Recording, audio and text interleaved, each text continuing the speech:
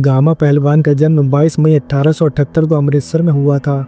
उन्होंने बचपन से ही पहलवानी के गुण सीखे थे। साल 1890 में जोधपुर के महाराजा ने देश भर के पहलवानों के लिए एक प्रतियोगिता आयोजित की थी, जिसमें सभी पहलवानों को अपनी कुश्ती, कसरत और वर्जिश की एक झलक दिखाना थी।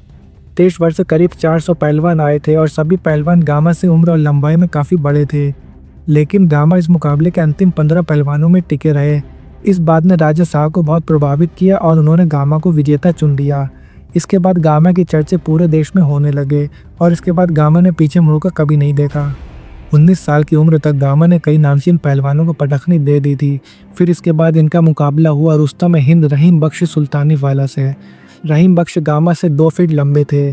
गामा इनके आगे बिल्कुल बच्चे लग रहे थे। सब लोग यही सोच रहे थे कि रहीम गामा को चित कर देंगे, लेकिन ये खेल बराबरी पर ख़त्म हुआ और इसके बाद गामा पूरे देश में मशहूर हो गए। गामा पहलवान रोज़ 40 पहलवानों के साथ कुश्ती करते थे और 5000 उठक बैठक लगाते थे और 3000 डंड मारते थे।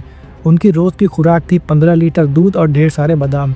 साल 1910 के आते आते गामा ने सभी दिग्गज पहलवानों को हरा दिया था और जब ये लंदन गए तब वहाँ पर इनकी हाइट कम होने की वजह से इन्हें वहाँ पर हिस्सा नहीं लेने दिया।